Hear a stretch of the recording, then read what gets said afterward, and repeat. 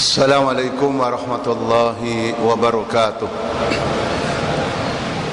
Alhamdulillah wassalatu wassalamu ala Rasulillah wa ala alihi wa sahbihi wa mawala. Amma ba'd. Faqala Allah azza wa jalla fi kitabihil karim والذين آمنوا وعملوا الصالحات سندخلهم جنات تجري من تحتها الأنهار خالدين فيها أبدا لهم فيها أزواج مطهرة وندخلهم ظلا ظليلا. Ikhwatal iman, saudara-saudaraku seiman dan seakidah yang semoga dimuliakan oleh Allah Subhanahu wa taala. Kajian kita pada malam hari ini yang semoga diberkahi oleh Allah Subhanahu wa taala adalah juhudus sahabah fi dukhulil jannah. Upaya para sahabat Nabi sallallahu alaihi wasallam dalam menggapai surga. Tema ini memerlukan mukaddimah ringan tapi penting. Yang pertama, Bapak Ibu sekalian, dukhulul jannah, ya, masuk surga adalah al-fawzul hakiki. Al-fawzu al-hakiki adalah kesuksesan yang sejati. Inilah yang harus menjadi kesepakatan seluruh kaum muslimin di dunia, di mana kemenangan yang sebenarnya, kesuksesan yang sebenarnya ketika umat Islam mendapatkan anugerah oleh Allah Subhanahu wa taala, ya, untuk masuk surga. Sesuai dengan firman Allah yang ada dalam surat Ali Imran ayat 185, faman zuhziha 'anil nar wa udkhilal jannata faqad faz. Barang siapa dijauhkan dari neraka dan dimasukkan ke surga, maka sesungguhnya dia itulah orang yang sukses sebenarnya. Dan kalau kita tadabburi, kita renungi ayat-ayat Al-Quran, sering, ya, ungkapan al-jannah atau jannat jamaknya itu ditutup dengan kata al-fawz. Dzalika huwal fawzul azim. Yang kedua, saudara sekalian, hafizakumullah, as-sahabah, sahabat Nabi adalah umat yang paling tahu dan yang paling jujur, sudah bertentu setelah Rasulullah sallallahu alaihi wasallam, ya, dalam menggapai surga.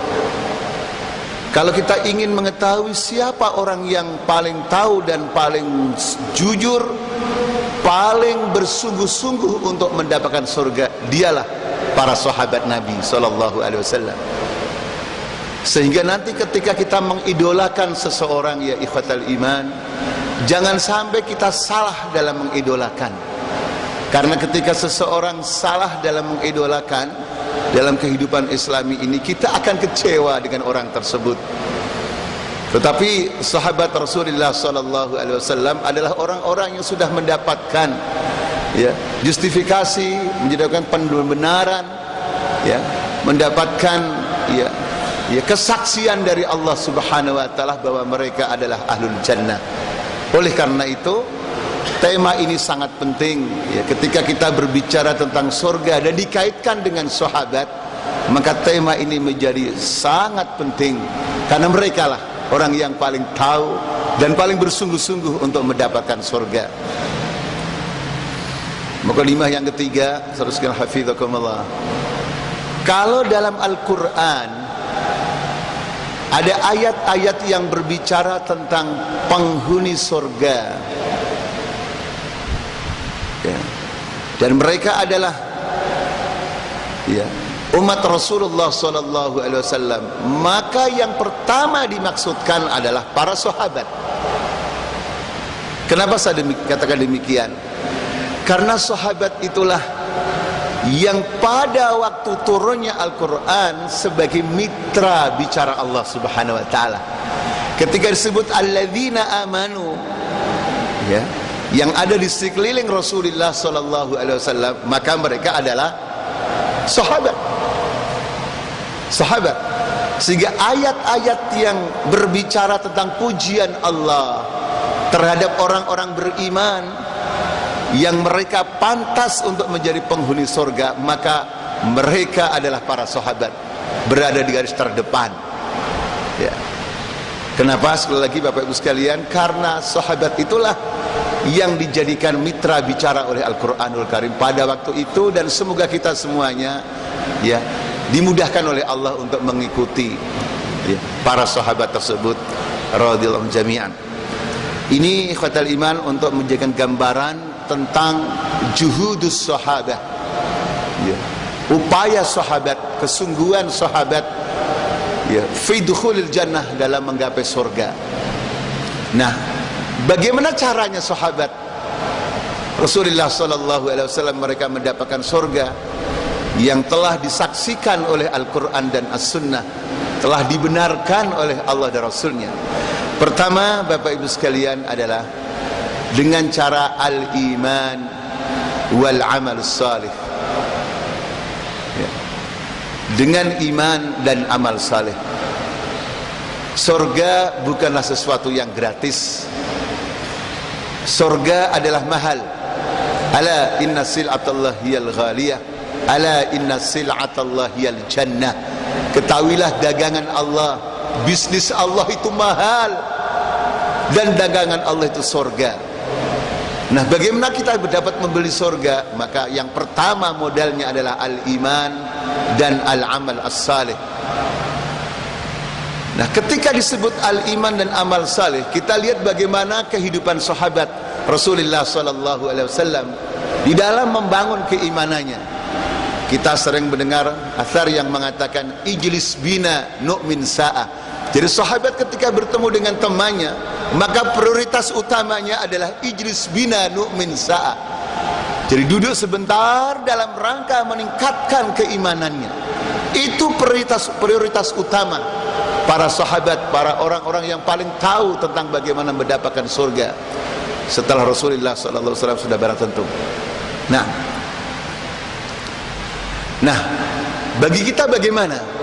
Bagi kita yang pertama, al-iman harus dijadikan aghla syai' fi hadil hayat. Iman harus menjadi sesuatu atau aset yang termahal dalam hidup ini. Kalau seorang muslim adalah seorang pedagang atau bisnismen, maka tetap yang paling utama adalah iman, bukan bisnisnya. Seorang politikus yang setiap hari berinteraksi dengan dinamika politik di negeri ini atau di negeri yang lainnya, maka tetap aset yang termahal adalah iman, bukan politiknya.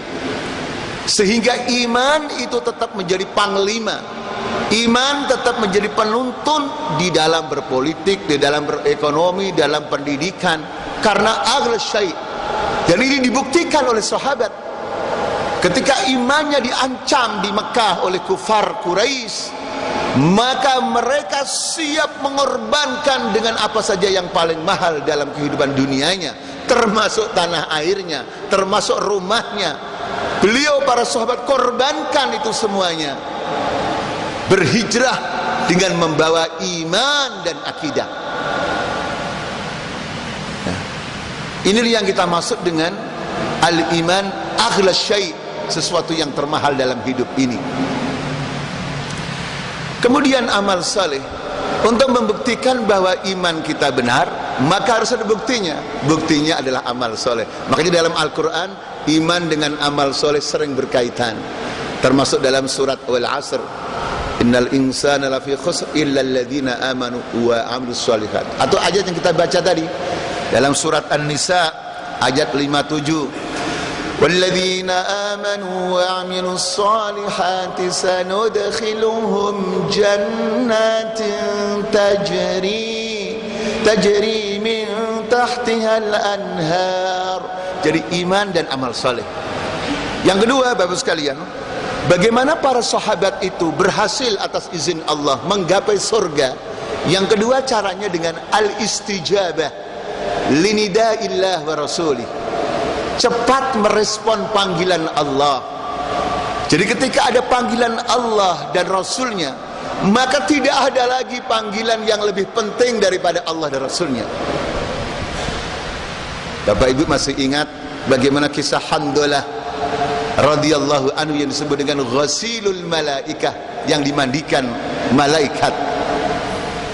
Ketika beliau sedang berkumpul dengan istrinya atau keluarganya, begitu mendengar panggilan Allah dan Rasulnya, An-Nafir, An-Nafir, berangkatlah untuk berjihad, maka langsung lompat dari tempatnya dan membawa perangkat perjuangan keluar dari rumahnya sampai syahid di jalan Allah Subhanahu wa taala. Itulah gambarannya.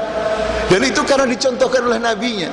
Nabi SAW ketika mendengar azan sementara baru, ya, ngobrol dengan istrinya, dengan Aisyah radhiyallahu anha atau dengan istri yang lainnya.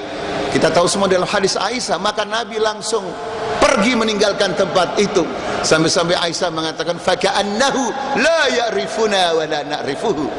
Seolah-olah Nabi sudah tidak kenal lagi dengan kami dan kami tidak kenal dengan Nabi, karena begitu cepatnya merespon panggilan Allah. Bandingkan Bapak Ibu sekalian dengan sebagian orang, hadahumullah, semoga Allah memberikan petunjuk, ketika dipanggil oleh bos dengan dipanggil Rabbul Bos, Tuhannya bos, cepat mana Pak? Hah? Dipanggil bos, oke ya bos. Dipanggil Allah, nanti dulu masih panjang waktunya. Nah, inilah saudara hafizakumullah, kita berusaha, kita belajar dan belajar terus mengikuti sahabat, yaitu bagaimana beliau-beliau merespon panggilan Allah dan Rasulnya dengan cepat. Dan ini kita bisa lihat di dalam surat Al-Anfal, surat nomor 8 ayat 24. Ya ayyuhalladzina amanu istajibu lillahi walirrasuli idza da'akum lima yuhyikum wa'lamu annallaha yahulu bainal mar'i wa qalbihi wa annahu ilaihi tuhsyarun. Jadi orang beriman diperintahkan oleh Allah untuk cepat merespon panggilan Allah dan Rasulnya. Panggilan untuk sholat berjamaah, panggilan untuk haji, panggilan untuk zakat, panggilan untuk dakwah, panggilan untuk jihad, panggilan untuk menolong orang-orang yang lemah, panggilan untuk membela orang-orang yang terzalimi, panggilan untuk menyelamatkan orang yang zalim dengan cara melarang mereka dari berbuat zalim. Itu cepat, jangan ditunda-tunda. Begitu ditunda, maka sudah terlalu jauh kerusakan di muka bumi ini. Makanya sahabat, ya ikhwatal iman, tidak pernah menunda-nunda panggilan Allah dan Rasulnya dalam seluruh aspek kehidupannya. Kemudian yang ketiga, Bapak sekalian, as-sadarah fil khairat. Di antara cara sahabat menggapai surga, dan ini sebuah kepastian karena janjinya adalah janji dari Allah Subhanahu wa taala dan Rasulullah sallallahu alaihi wasallam, adalah as-sadarah, as-sabqu fil khairat, selalu terdepan dalam kebaikan. Selalu terdepan dalam kebaikan. Orang banyak berbuat baik, tapi sahabat maunya terdepan. Dan ini sebenarnya untuk kita semuanya. Ya. Makanya kan para sahabat baik muhajirin atau ansar dipuji oleh Allah.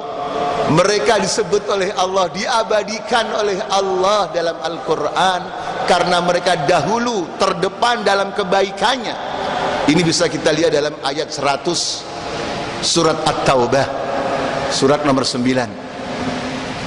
والسابقون الأولون من المهاجرين والأنصار والذين اتبعوهم بإحسان رضي الله عنهم ورضوا عنه وأعد لهم جنات تجري تحتها الأنهار خالدين فيها أبدا ذلك الفوز العظيم. Subhanallah. Jadi ketika kita terdepan dalam kebaikan, tujuannya bukan hubur riasah, bukan ambisi untuk menjadi penguasa, bukan ambisi untuk memimpin ya rakyat, tapi tujuannya ya ikhwatal iman, agar kita, saudaraku sekalian, mendapatkan pahala lebih. Karena orang yang terdepan dalam kebaikan kemudian diikuti oleh orang lain, maka pahalanya dia lebih. Dan ini harus menjadi skala prioritas dari rumah tangga kita. Maka ketika kita berdoa, doanya tidak cukup waj'alna minal muttaqin, tidak cukup itu. Dan jadikanlah kami ya Allah termasuk orang-orang yang bertakwa. Tidak cukup seperti itu. Itu kurang greget dalam menggapai surga. Maka doanya adalah walladzina yaquluna rabbana hab lana min azwajina wa dhurriyyatina qurrata a'yun waj'alna lil muttaqina imama. Jadi bunyinya bukan waj'alna minal muttaqin. Jadi kalau kita salat berjamaah terdepan, ketika sudah barang tentu depannya kosong. Dalam berdakwah terdepan, dalam membela ad-du'afa wal mustata'afin, orang yang lemah terdepan. Wahakadha. Itulah sahabat Rasulullah sallallahu alaihi wasallam. Sehingga wajar surganya juga terdepan pula ya ikhwatal iman. Yang keempat adalah at-tadhiyah lal faid. Sahabat itu diberikan anugerah Allah surga. Di antara sebabnya adalah karena mereka orang yang paling bersungguh-sungguh dalam ya tadhiyah, pengorbanan. Jadi mereka dalam memperjuangkan Islam itu bukan al-faid, bukan dengan sisa-sisa, bukan dengan sisa umur, bukan dengan sisa waktu, bukan dengan sisa uang, ya, bukan dengan sisa jabatan, lah, tapi dengan yang terbaik. Itulah yang disebut pengorbanan. Makanya redaksi Al-Quranul Karim ya ikhwatal iman hafizakumullah, kalau kita renungi secara mendalam dalam ayat 111 surat At-Taubah itu, bahwasanya mereka sahabat-sahabat Nabi yang berjanji dengan Allah Subhanahu wa taala itu ya tidak menggunakan potensi sisa, anfus wa amwal, jiwa dan hartanya semuanya untuk berjuang di jalan Allah. Innallaha ashtara minal mu'minina anfusahum wa amwalahum bi anna lahumul jannah. Al-Quran tidak mengatakan ba'du amwalihim, sebagian hartanya, bukan, tapi amwalahum, menggambarkan bahwa sahabat itu ya ikhwatal iman di dalam memperjuangkan Islam betul-betul ya berangkat dari pengorbanan. Yang punya ilmu dengan ilmunya, yang punya waktu dengan waktunya, yang punya harta seperti Abu Bakar As-Siddiq radhiyallahu anhu seluruh hartanya, Umar separuhnya, Utsman ratusan unta, wa hakadha ya ikhwatal iman, sehingga mereka berhak mendapatkan surga dari Allah Subhanahu wa taala. Ikhwatal iman hafizakumullah, perlu diberikan ya penekanan dalam angka yang keempat ini, yaitu min afatil amal islami, di antara malapetaka yang menimpa amal islami. Banyak orang ya bekerja untuk Islam, tapi sayang, seribu sayang saudaraku sekalian, walaupun sudah bagus tetapi tetap masih perlu ditingkatkan, yaitu dengan hal-hal yang sisa, tenaga sisa, dana sisa, waktu sisa, ya, sehingga tidak optimal. Sementara musuh-musuh Islam ikhwatal iman hafizakumullah digambarkan dalam Al-Quran dengan seluruh harta bendanya. Innal ladzina kafaru yunfikuna amwalahum liyasuddu an sabilillah. Sesungguhnya orang-orang kafir menginfakkan, membelanjakan, menggelontorkan dananya, bukan ba'du amwalihim, amwalahum, dengan seluruh harta bendanya. Untuk apa? Liyasuddu an sabilillah, untuk menghambat ajaran Allah. Opini dibangun butuh dana, TV butuh dana, para pakar yang dibeli butuh dana, surat kabar butuh dana, pembentukan opini umum butuh dana. Sementara sebagian kaum muslimin dengan yang sisa-sisa, sehingga pertarungan tidak seimbang. Wahai saudaraku, tidak seimbang pertarungan ya ibadallah, karena kita tidak mengikuti para sahabat Nabi sallallahu alaihi wasallam. Ikhwatal iman hafizakumullah. Kemudian yang kelima adalah al-hijratu wal jihad. Ini penting saudara sekalian. Sudah isya ya? Sudah isya Ustaz? Kita ya jeda sebentar insyaallah. Ikhwatal iman hafizakumullah. Yang kelima adalah al-hijratu wal jihad. Di dalam Al-Qur'anul Karim, Bapak-bapak Ibu sekalian hafizakumullah, hijrah dengan jihad sering berkaitan. Seperti dalam surat At-Taubah ya, ayat 20, 21, 22 dan selanjutnya Allah berfirman, alladzina amanu wa hajaru wa jahadu fi sabilillahi bi amwalihim wa anfusihim a'zamu darajatan indallah wa ulaika humul faizun yubashshiruhum rabbuhum bi rahmatin min wa ridwani wa jannatin lahum fiha na'imun muqim. Khatal iman hafizakumullah. Kenapa hijrah dengan jihad itu selalu berkaitan, Bapak Ibu sekalian?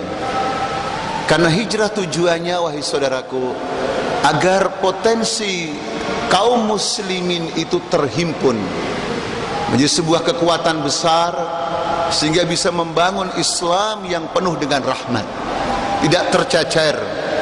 Maka di zaman Rasulullah sallallahu alaihi wasallam, kaum muslimin yang tidak berhijrah, ya, tidak menyatu dengan kekuatan Rasulullah dan sahabatnya, divonis oleh Allah dengan vonis yang berat, mati dalam keadaan zalim, kemudian ya, masuk neraka jahanam dan seburuk-buruknya tempat kembali. Ini bisa kita lihat dalam surat An-Nisa ya, ya, ayat 96 sampai ayat 100. Innal ladzina tawaffahumul malaikatu zalimi anfusihim qalu fima kuntum qalu kunna mustad'afina fil ard qalu alam takun ardullahi wasi'atan fatuhajiru fiha faulaika ma'wahum jahannam wa sa'at masira. Kemudian jihad. Kenapa di dalam Islam ada jihad? Ini penting saudara sekalian, jangan sampai dengan ada isu teroris kemudian umat tidak tahu jihad lagi, karena sebagian orang tiarap tidak mau membicarakan tentang jihad, padahal ayat-ayat Quran sekian banyak berbicara tentang jihad. Kenapa ada jihad, Bapak sekalian? Itu sebuah realitas kehidupan di dunia ini, karena ada kekuatan-kekuatan zalim yang tidak akan berhenti kalau tidak dengan jihad. Bapak Ibu sekalian, ada orang tua kita yang hadir di sini yang lebih tahu daripada saya. Seandainya Belanda dulu itu dihadapi oleh kiai-kiai kita, ulama kita dengan ceramah saja, wahai Belanda, tolong sadarlah, wahai Belanda, tolong ikut kajian saya agar hati kalian lembut gitu. Pak, kita ceramai, kita nasihati, kira-kira Belanda langsung pulang meninggalkan Indonesia atau mau nambah lagi, Pak, kira-kira? Jadi ada kekuatan yang zalim itu tidak akan berhenti kecuali dengan jihad. Nah, sahabat Nabi hidupnya hijrah dan jihad. Hijrah ke Habasah, hijrah ke Madinah. Setelah Nabi meninggal, mereka hijrah ke Mesir, ke Syam, ya, ya, ke Persia dan lain sebagainya. Dan kalau tidak ada hijrah, tidak sampai ke sini Islam. Tidak mungkin sampai ke Indonesia kalau tidak ada hijrah. Nah, tetapi dalam konteks kekinian perlu dipertegas supaya umat Islam faham perbedaan antara jihad dengan teroris. Jangan sampai gara-gara begitu gencarnya musuh-musuh Islam mengait-ngaitkan teror dengan jihad, kemudian umat tidak faham. Karena ini mengakibatkan dua kutub yang sama-sama ekstrim kalau tidak difahami secara benar. Ekstrim yang pertama adalah golongan yang tidak mau sedikit pun memahami jihad dengan perang. Jihad hanya diartikan bersungguh-sungguh, yaitu dengan makna bahasa, makna lughawi. Bersungguh-sungguh menyenangkan istri, berjihad. Bersungguh-sungguh cari duit, berjihad. Bersungguh-sungguh menang pemilu, wa ma adraka ma pemilu yang memilukan orang banyak, berjihad. Semuanya yang bersungguh-sungguh itu jihad, kecuali apa, Bapak Ibu? Kecuali perang. Sampai rajin mendatangkan hadis yang lemah bahkan maudhu, yaitu roja'na minal jihadil asghar, ilal jihadil akbar. Katanya Nabi pernah mengatakan, kami telah kembali dari perang kecil menuju perang besar. Perang kecil adalah perang Badar, perang besar melawan hawa nafsu. Ini bisa membahayakan. Al-Iraqi dan ulama hadis yang lainnya mengatakan, ungkapan ini ada dalam kitab Ihya Ulumuddin karangan Al-Imam Ghazali rahimahullah. Ini adalah dhaif, lemah, bahkan maudhu. Yang membawa hadis ini tukang memalsukan hadis, tapi diceramahkan di mana-mana, di radio, di TV. Tujuannya apa? Agar tidak berjihad. Naam, kita semuanya anti teror, tapi jangan dengan cara berbohong kepada Nabi SAW, karena itu tempatnya neraka. Ekstrem yang lainnya, ya, salah sasaran, selalu di mana-mana jihad terus, perang, dan yang kena bomnya bukan orang kafir yang di tempat perang, malah orang Islam sendiri. Ini juga sudah barang tentu jihad yang salah. Maka jihad tidak sama dengan teroris. Bedanya apa Bapak Ibu sekalian? Al-jihadu yu'ammir wal irhabi yudammir. Jihad itu membangun, sementara teroris itu merusak. Maka Nabi ketika berjihad, negara yang dimana Nabi dan sahabatnya berjihad pasti dibangun. Sementara teroris ketika masuk ke wilayah negara tertentu, mengambil kekayaannya, emasnya, batu baranya, timahnya, gasnya diambil. Sekarang pertanyaannya Bapak Ibu, siapa yang teroris? Yang sebenarnya, siapa yang mujahid?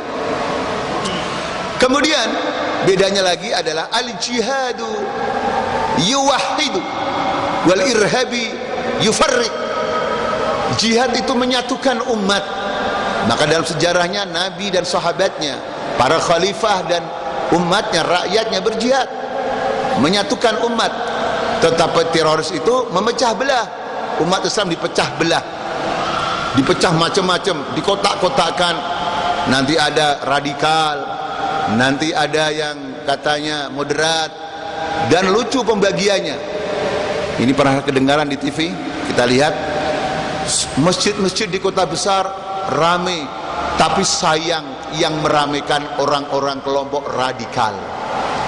Jadi ini nanti bisa pemahaman membahayakan. Yang rajin ke masjid radikal, yang jarang ke masjid apa Pak? Moderat.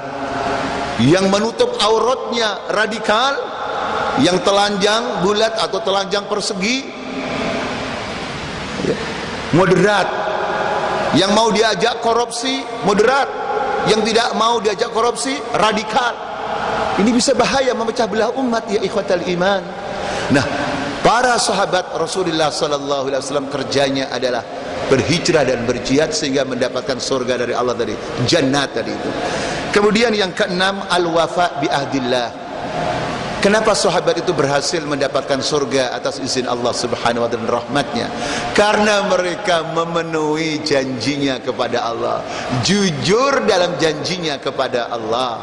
Ini bisa kita lihat dalam surat Al-Ahzab ayat 23 dan selanjutnya, saudaraku sekalian, sampai ayat 24.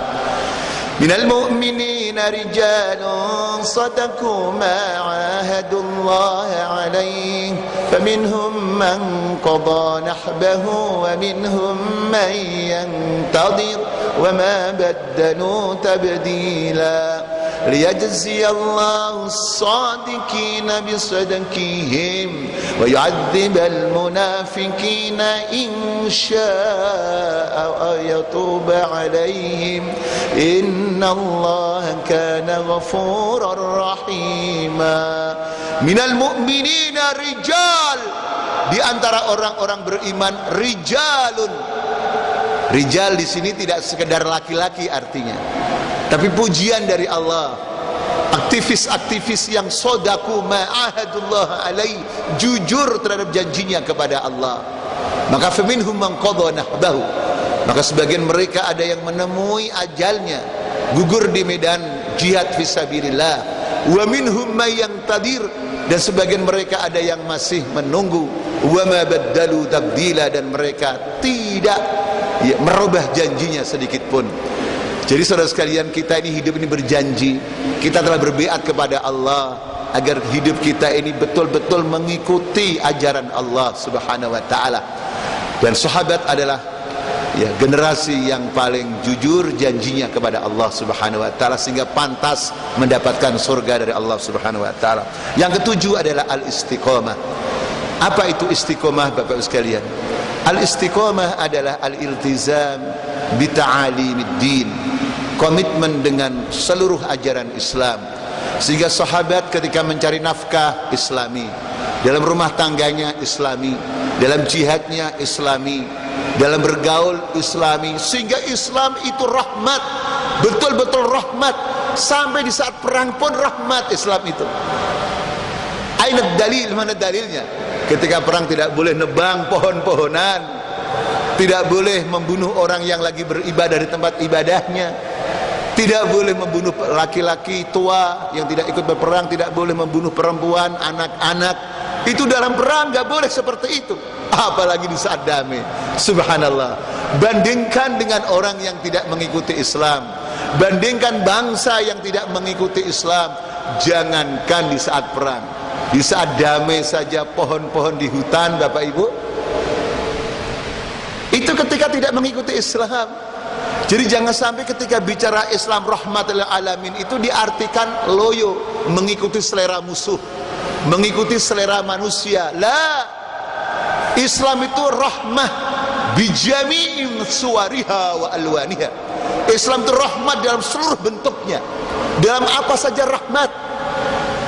Sehingga tidak mungkin menakut-nakuti manusia, membuat manusia tidak nyaman, tidak tenang, kecuali orang-orang yang mengacau dunia, merusak dunia. Pasti mereka tidak aman dengan Islam. Tapi ketika orang hidupnya baik, menginginkan rumah tangganya baik, masyarakatnya baik, negaranya baik, kekayaan negara tidak akan dicuri oleh orang lain, itu sudah berarti tentu solusinya Islam, bukan yang lainnya. Saudara sekalian, hafizakumullah. Istiqomah ini bisa kita lihat di dalam surat Fussilat, bagaimana para sahabat ketika mereka istiqomah, mereka mendapatkan surga dari Allah Subhanahu wa taala.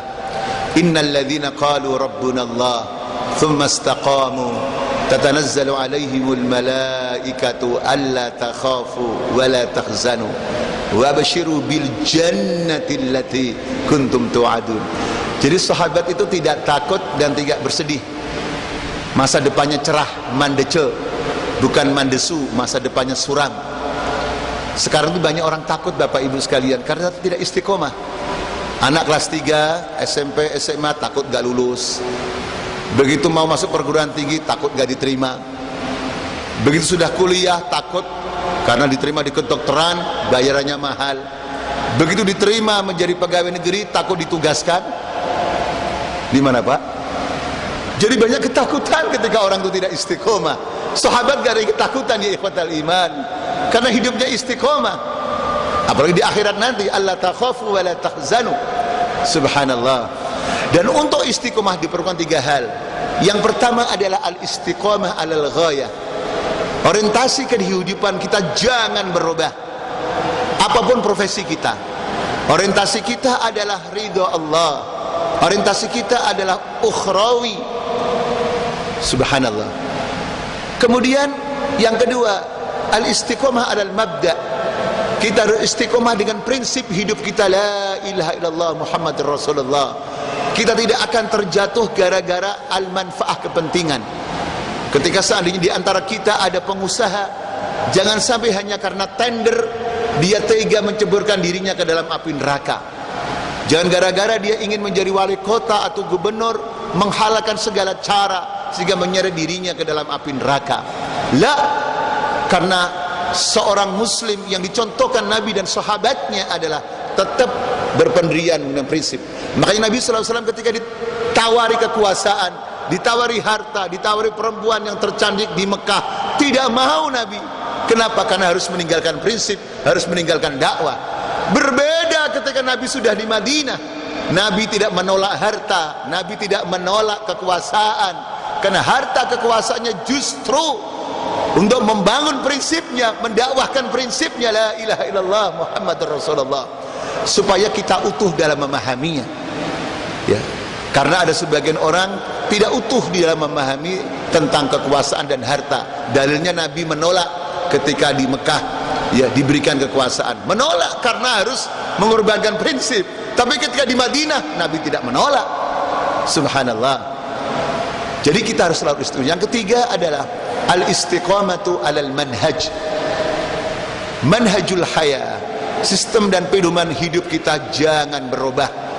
Sekalipun opini dunia sudah mengepung kita ya, seolah-olah yang lebih penting ya, yang lebih cocok untuk bangsa ini aturan tertentu, tetap manhaj yang benar adalah kitabullah dan sunnah Rasulullah sallallahu alaihi wasallam. Kita tidak berani mendahului Allah dan Rasulnya. Ya ayyuhalladzina amanu la tuqaddimu baina yadayillahi wa rasulih. Kemudian yang ke-8 sebelum terakhir adalah as-sabru. Saudara sekalian, kenapa harus sabar? Perjuangan untuk mendapatkan surga ya ikhwatal iman membutuhkan tulun nafas, napas yang panjang. Di saat miskin tetap harus sabar. Di saat kaya tetap harus sabar ya. Dalam taat kepada Allah tetap bersyukur. Karena kemudahan dan kesulitan semuanya itu ujian di ikhwatal iman ya. Saudara sekalian, dan bagaimana agar kita bisa sabar?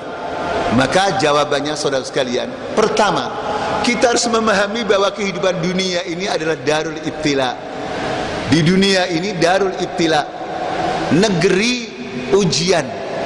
Sehingga ketika kita semua berbuat kebaikan, kok tidak dibalas dengan kebaikan, jangan kecewa. Karena dunia bukan darul jaza. Dunia bukan negeri balasan. Kenapa ada orang kecewa di dalam berjamaah? Kenapa ada seseorang kecewa dalam berorganisasi? Di antaranya ada yang karena ya, ukurannya dunia, atau juga ukurannya seseorang kecewa seseorang yang dulunya ditokohkan. Makanya kita harus sabar. Berbeda dengan akhirat. Kalau akhirat itu darul jaza, maliki yaumiddin, ay maliki yaumil jaza. Sehingga ketika seseorang berjuang di jalan Allah, kemudian di dunia tidak dapat apa-apa atau belum dapat balasan yang setimpal, ya nggak ada masalah, karena orientasinya memang akhirat. Ini kadang-kadang dalam dunia politik yang kita sering dengar obrolan orang-orang, ya kecewa kita, dulunya sama-sama miskin, teman saya sudah jadi wali kota, udah kaya, saya masih jadi wali murid terus gak berubah-ubah. La ya ikhwatal iman hafizakumullah. Kita ini harus selalu sabar di dalam perjalanan dakwah. Kalau tidak sedikit orang yang berjatuhan di jalan Islam, bahkan termasuk aktivis dakwah bisa berjatuhan di jalan dakwah, tidak sampai pada tujuan kalau tidak sabar. Makanya pahala yang paling besar yang tidak bisa dihitung itu adalah orang yang sabar, dan mereka adalah para sahabat. Innama yuwaffas sabiruna ajrahum bighairi hisab, bighairi hisab.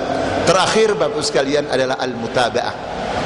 Jadi ternyata sahabat wa ala ra'sihim ya adalah Abu Bakar As-Siddiq radhiyallahu anhu dan sahabat-sahabat yang lainnya. Itu ternyata selalu dimonitor oleh Nabi sallallahu alaihi wasallam. Jadi kajian-kajian seperti ini bukan hanya sekedar tamak thaqafi, rekreasi intelektual, tapi bagaimana ya orang-orang yang saleh itu harus terhimpun dan selalu dimonitor oleh gurunya. Makanya suatu saat ditanya, siapa yang hari ini infak, siapa yang hari ini memberikan makan orang miskin, siapa yang hari ini sholat jenazah, maka Abu Bakar menjawab, saya ya Rasulullah. 3 kali Abu Bakar terus yang paling utama. Maka Nabi mengatakan dalam hadis, majtama'na fi mri'in illa dakhalal jannah. Tidaklah 3 kebaikan itu berkumpul dalam diri seseorang kecuali pasti masuk surga. Jadi orang terbaik pun diabsen untuk berbuat kebaikan itu agar tidak lupa. Apalagi saya, apalagi kita semua yang belajar dan belajar terus untuk mengikuti generasi terbaik salafun saleh, yaitu para sahabat, para tabi'in dan orang-orang terbaik yang lainnya. Bapak sekalian, semoga kita semuanya diberikan kemudahan oleh Allah Subhanahu wa taala untuk mengikuti Rasulullah sallallahu alaihi wasallam dan generasi terbaik, yaitu para sahabat, para salafun saleh radhiyallahu jami'an. Aqulu qauli hadza wa astaghfirullaha wastaghfiru innahu wal ghafurur rahim. Assalamualaikum warahmatullahi wabarakatuh.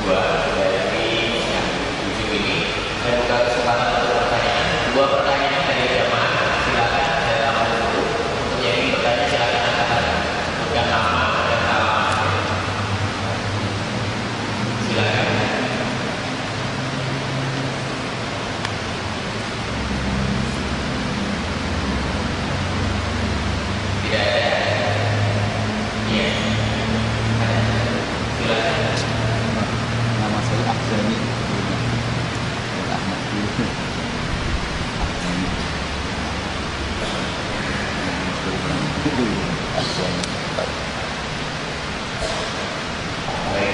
dengan Bapak siapa? Bapak Abdurrahman dari mana Bapak? Bapak Abdurrahman dari Surabaya. Silakan pertanyaan.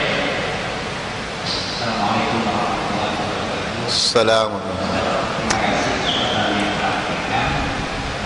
Saya mau tanya, di dalam menggapai surga, memang dua ya, surga ini adalah tujuan utama setiap manusia. Yang mereka ada omongan yang banyak dalam pembicaraan yang mengatakan Allah Ta'ala itu hanya melihat hati manusia. Kalau hatinya manusia itu baik, insya Allah mudah. Tapi kalau amalan-amalan itu banyak, tapi hati daripada manusia ini kurang bersih, ini sulit. Mungkin apakah apa yang dilakukan oleh Allah itu hatinya kalau betul-betul yang diperhatikan sehingga bisa membangkitkan amalan-amalan yang lain. Ya. Ya. Itu tadi Bapak Abdurrahman dari Surabaya. Penanya berikutnya dari para jamaah, silakan. Satu lagi. Ya.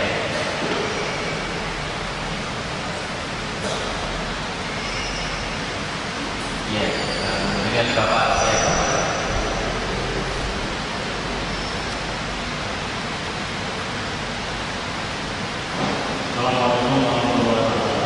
Salam. Bapak siapa? Bapak Dwi. Dari mana Bapak? Dari Bapak. Silakan pertanyaannya Pak.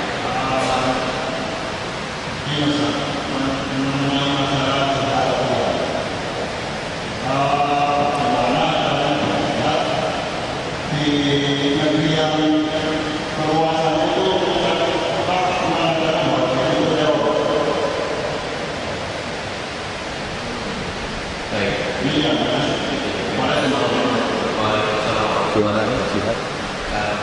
Bagaimana berjihad di sebuah negeri yang penguasanya mengingat jihad itu adalah teror? Iya. Untuk pertanyaan pertama. Iya, terima kasih.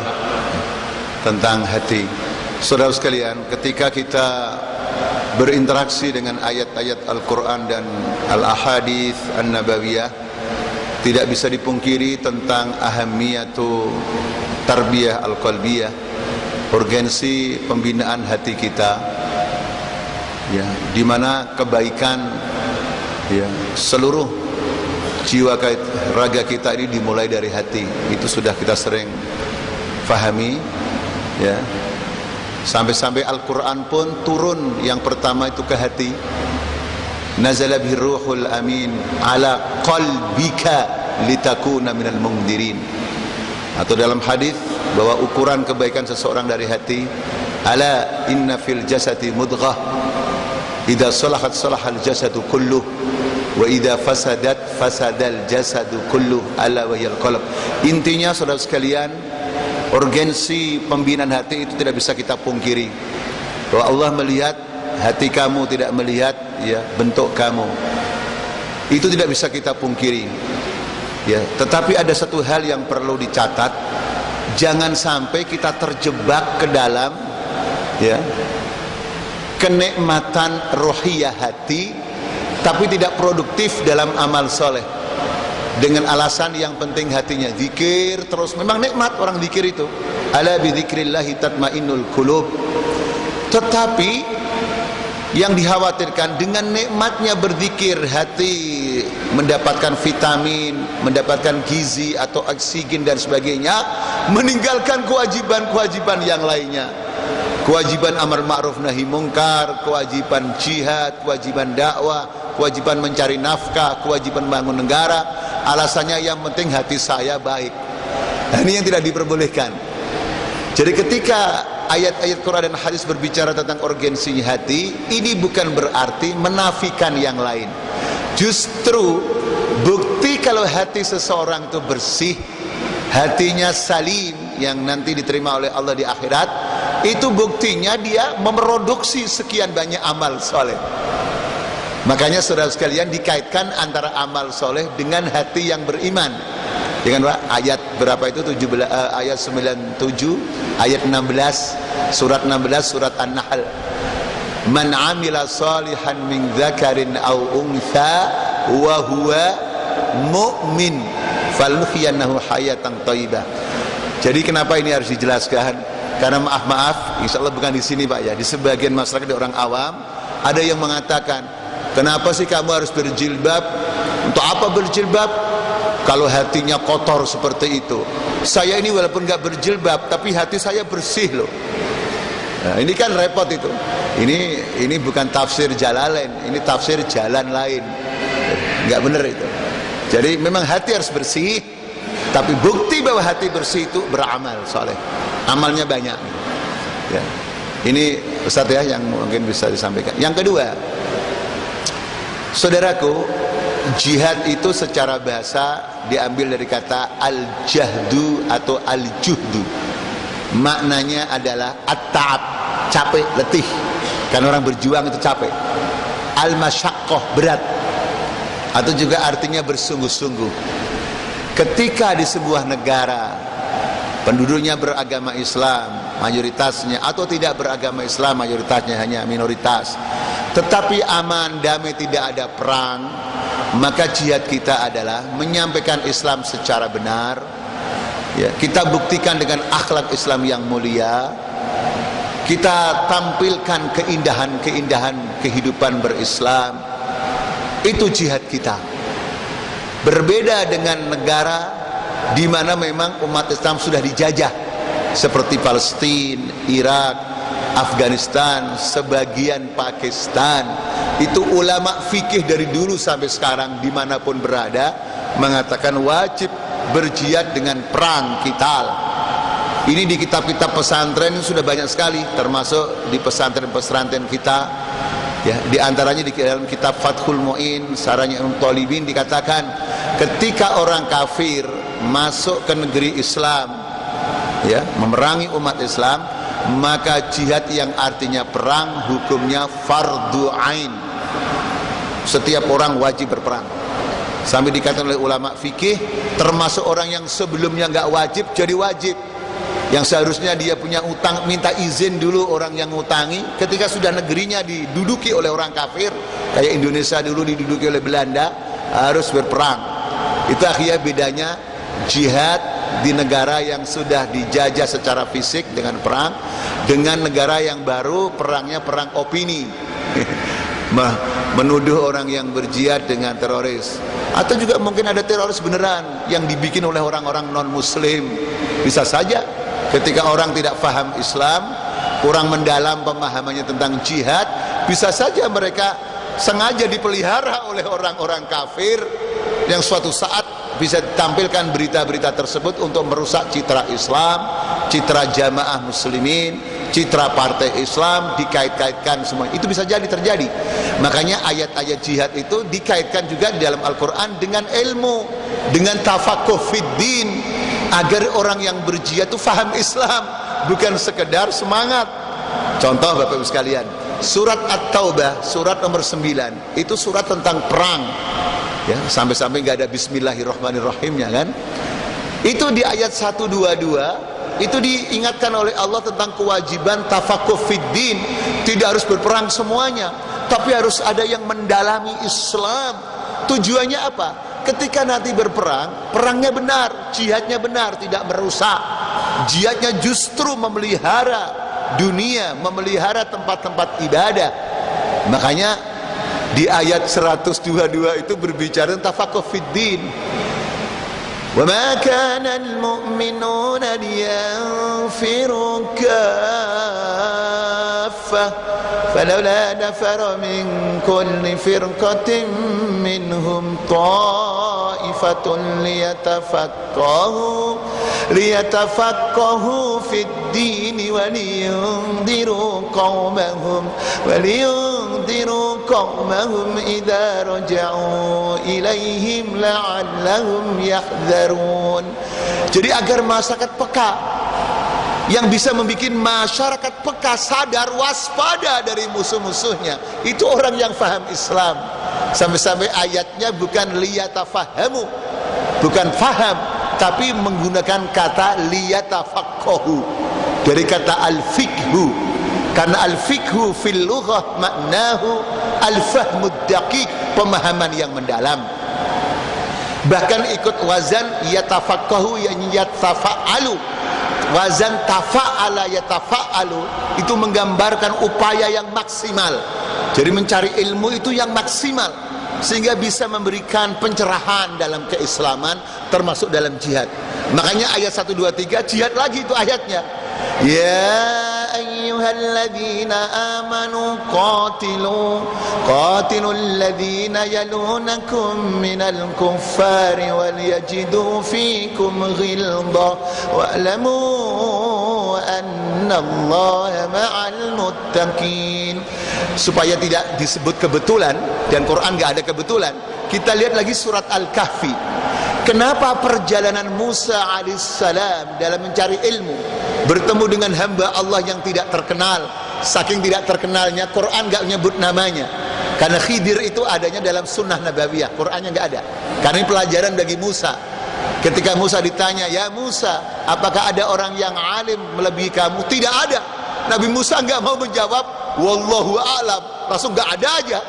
Maka diberikan peringatan oleh Allah untuk belajar lagi.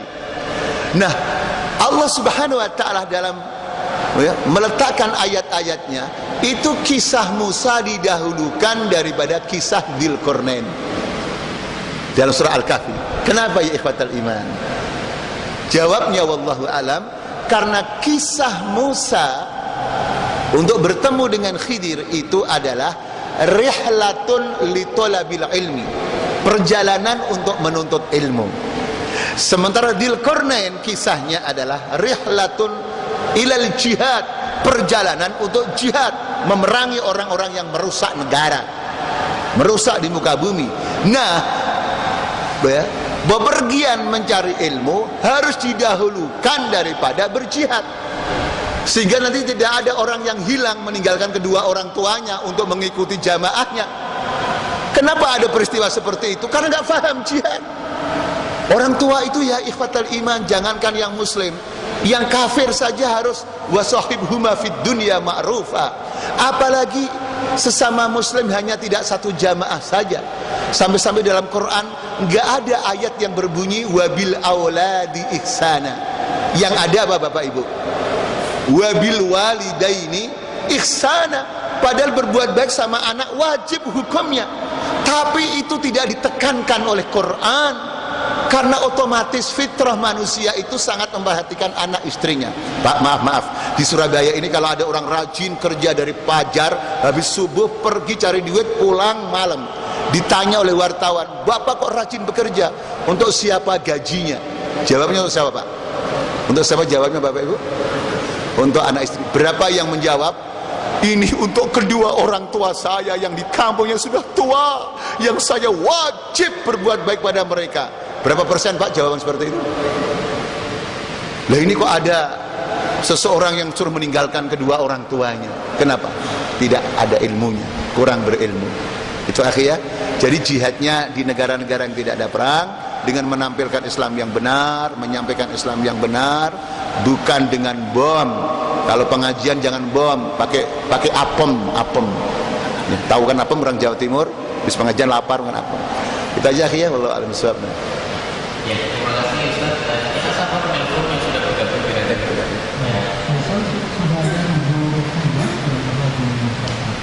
Ibu Rukaya, silakan Ibu.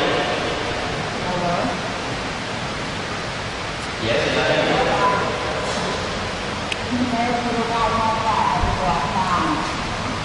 Ya, silakan. Waalaikumsalam.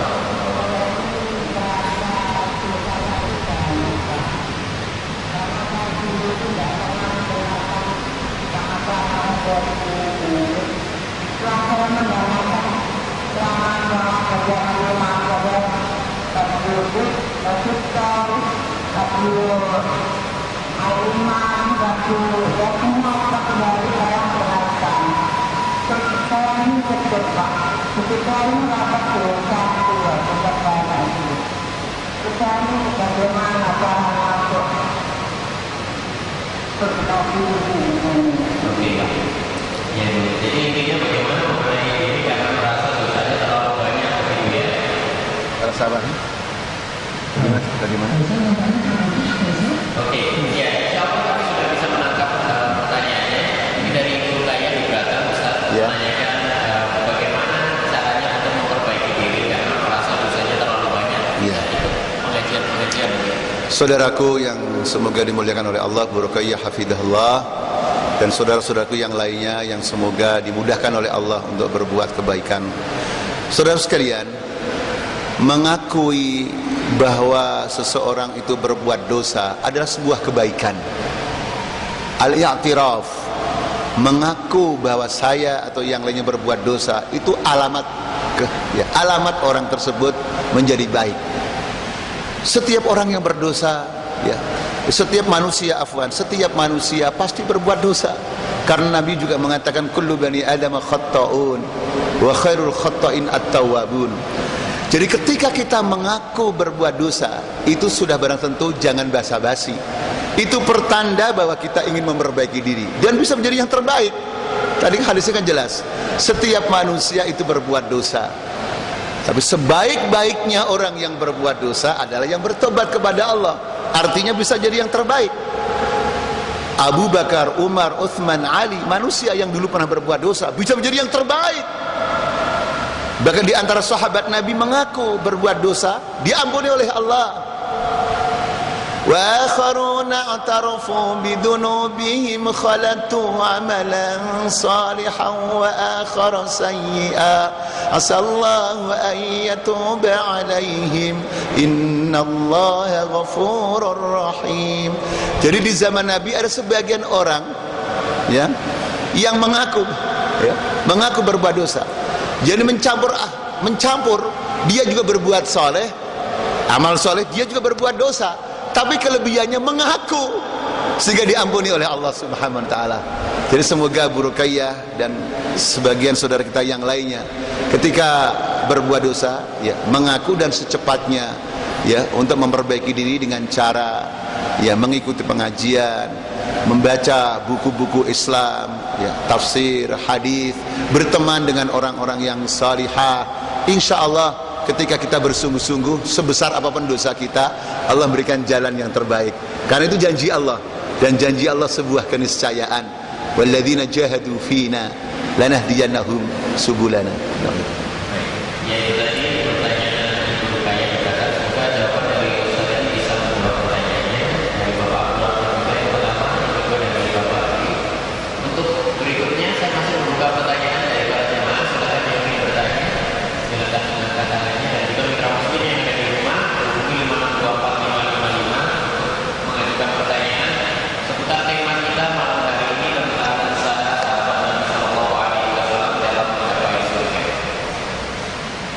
Bagi para jemaah silakan. Ya.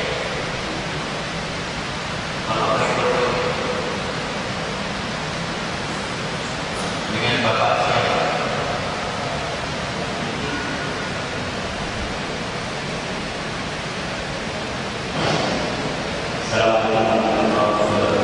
Salam.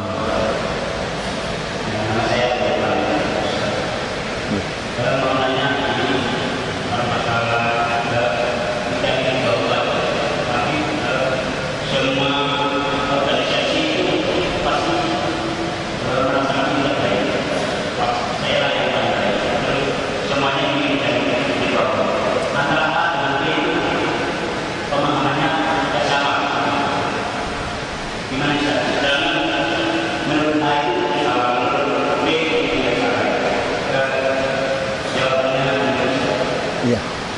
Jadi sikap kita bagaimana? Iya. Mencari solusi yang terbaik.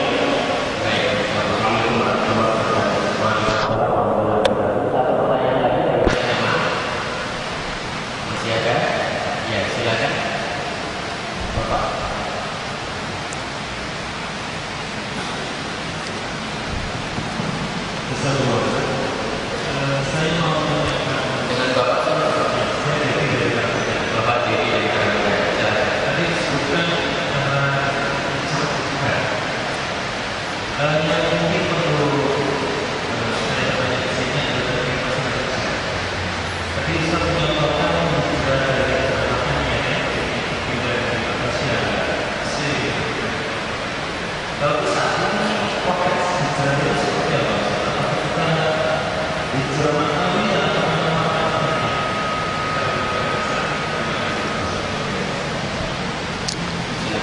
Ya, terima kasih ya. Ini dua pertanyaan yang berat-berat ya, insyaallah.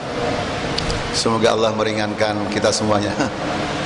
Saudaraku Abdurrahman hafizakallah yang saya cintai karena Allah Subhanahu wa taala. Alhamdulillah, di satu sisi nikmat Allah yang sangat besar. Kita hidup di bumi Allah Indonesia, banyak organisasi-organisasi Islam atau jamaah-jamaah Islamiyah, ya, atau pengajian-pengajian, atau bahkan juga partai-partai Islam. Ini sudah barang tentu kita syukuri. Kita bisa bayangkan kalau kita hidup di negara kafir, nggak ada organisasi Islam, nggak ada partai Islam, berarti kita sendirian, dan itu bahaya. Karena sendirian itu akan diterkam oleh syaitan. Inna syaitana ma'al wahidi wa minal itsnaini ab'ad. Setan itu bersama orang yang sendirian. Dengan dua orang beriman, setan semakin jauh. Maka dalam hal ini kita harus syukuri. Jangan selalu ketika banyak jamaah, banyak organisasi itu seolah-olah musibah. Bukan. Tinggal bagaimana kita menyikapi secara benar. Sebelum menyikapi secara benar, ya, kita tengarai supaya kita tidak memvonis, Pak, ya. Ya, ada sebagian jamaah merasa paling benar, ya. Yang lainnya seolah-olah salah. Sebenarnya yang benar itu yang mana? Maka saya akan menyampaikan kriteria saja. Kalau saya sampaikan nama jamaahnya, nama organisasinya, atau nama partainya, itu bukan jawaban ilmiah, itu nantinya namanya kampanye itu. Jadi jawabnya harus ilmiah. Pertama, saudara sekalian, jamaah yang benar, partai yang benar, ormas yang benar adalah yang pertama, sihhatul masdar. Sihhatu masdar talaki. Sumber ajarannya itu benar, yaitu Quran dan Sunnah. Jadi kalau ada jamaah sumbernya ajarannya bukan Quran Sunnah, tetapi sumbernya adalah mimpi. Saya bermimpi ketemu Jibril. Ibu kalau mau masuk surga, ibu harus minta cerai. Loh Ustadz, kalau saya cerai nanti suami saya siapa? Pak, itu pasti sesat. Karena dalilnya apa? Mimpi. Ya kan, Pak? Ya. Jadi sumbernya harus jelas. Yang kedua adalah sihatul manhaj. Manhajut talaki. Jadi cara, metodologi memahami Islam itu harus benar. Tidak cukup sumbernya benar. Bisa saja sumbernya benar, Quran dan Sunnah, tapi cara memahami salah juga. Contoh, Bapak sekalian, ada orang yang memahami riba itu boleh kalau sedikit, yang haram itu yang banyak-banyak itu, yang lipat ganda. Karena ayatnya berbunyi wala ta'kulur riba adha'afan mudha'afah. Jangan kau makan riba yang berlipat ganda. Berarti kalau cuma 15% boleh, pokoknya. Itu yang salah bukan ayatnya, pemahamannya. Ya, itu namanya bukan tafsir Jalalain, Pak, ya, tapi tafsir jalan lain. Atau ada orang tertentu nggak mau sholat jamaah, tapi dikultuskan. Beliau itu walaupun jarang ke masjid, tapi beliau itu sebenarnya sudah sholat, karena rohnya ada di Ka'bah. Nggak kelihatan, memang rohnya ada di Ka'bah. Loh, saya tidak paham, Pak, seperti itu. Nggak mungkin ada pemahaman seperti itu. Wah, maklum. Wajar, karena ustadz ini makomnya belum sampai. Beliau itu makomnya sudah yakin. Jadi kalau sudah yakin, nggak usah sholat kayak orang-orang awam ini, sarengat ini. Mana ayatnya? Ayatnya disebut wa'bud rabbaka hatta ya'tiyakal yakin. Sembahlah Tuhan kamu sampai datang kepada kamu yakin. Jadi sekarang sudah yakin, nggak ibadah. Ini ayatnya benar, tapi pemahamannya yang salah. Karena al-yakin maknahu al-ajal al-maut. Maknanya adalah sembahlah Tuhan kamu sampai datang kepada kamu ajal kematian. Jadi bisa saja, atau dalam dunia politik umpamanya, walaupun mungkin pakai partai Islam, tetapi kalau pemahaman salah, salah. Contoh umpamanya, supaya contohnya real aja Pak ya, kampanye ini sebagian orang, terus ada seseorang yang punya pendapat bahwa pemimpin itu harus orang asli daerah, pakai ayat, laqad ja'akum rasulun min anfusikum, ya sungguh telah datang kepadamu rasul min anfusikum, dari diri kamu sendiri. Jadi pemimpin harus orang asli daerah. Pak, itu tafsir Jalalain atau tafsir jalan lain? Nggak boleh. Jamaah yang seperti itu nggak benar.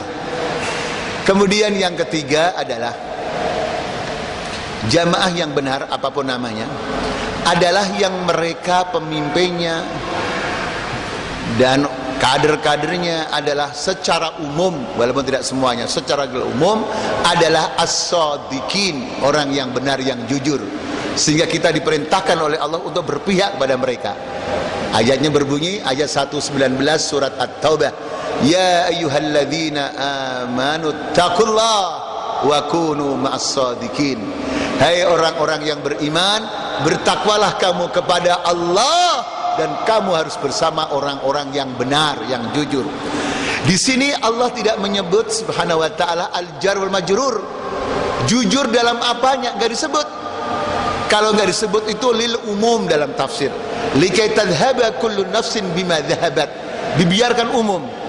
Yaitu jujur bisa dalam akidahnya, tidak ada syirik, tidak ada khurafat, jujur dalam ibadahnya, jelas mereka orang-orang yang beribadah, jujur fi aqwalihim, dalam ucapannya sama dengan perbuatannya, jujur fi akhlakihim, dalam akhlaknya, jujur fi dakwatihim, dalam dakwahnya, jujur ya dalam kehidupannya, wa hakadha.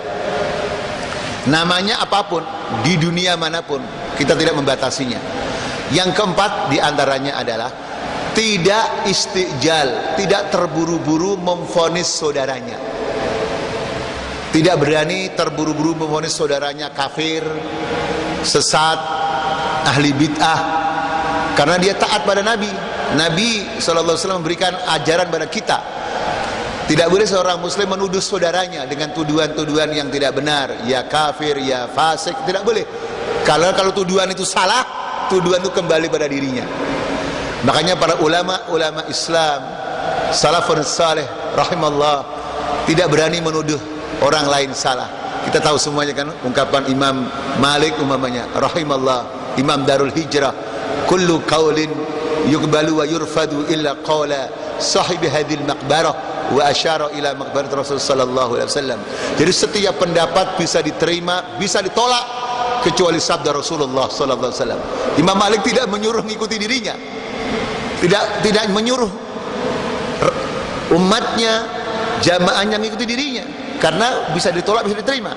Imam Syafi'i rahimahullah, murid Imam Malik juga begitu. Qauli shawabun yahtamilul khata' wa qaulu ghairi khata'un yahtamilus shawab. Pendapatku benar tapi mungkin salah, pendapat orang lain salah tapi mungkin benar. Jadi seperti itulah jamaah yang saudaraku sekalian hafizakumullah, yang insya Allah akrab, lebih dekat dengan kebenaran. Makanya Imam Syafi'i rahimahullah meskipun punya madhab fikih sendiri, di mana kalau sholat subuh berjamaah menggunakan kunut, tapi beliau siap meninggalkan kunut ketika menjadi imam di dalam jamaah yang lainnya, yaitu jamaah yang mengikuti madhab Hanafi, karena beliau tidak berani memvonis orang lain salah. Kalau kita berjamaah seperti ini Bapak Ibu sekalian, walaupun banyak jamaah itu sebagai konsekuensi logis karena belum ada imamah yang satu di dunia ini, maka insya Allah ya kita bisa saling membantu, saling menyintai karena Allah. Jadi ukuran wala, ukuran loyalitasnya itu jangan ukuran organisasi. Paradigmanya jangan paradigma ya partai atau jamaah, tapi ukuran wala wal bara itu ukurannya adalah kitabullah dan sunnatul Rasulullah SAW. Sehingga umat Islam di masjid ini nyaman. Yang sering saya ulang-ulang, jangan sampai ketika ketemu satu jamaah akrab, senyumnya sangat panjang sekali, masya Allah. Kita satu jamaah sampai senyumnya 6 harokat mat lazimu tawal kali ini.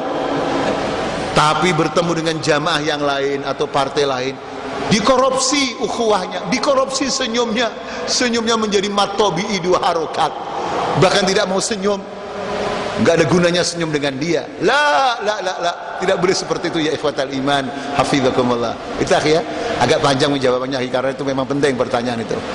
Yang kedua tentang hijrah.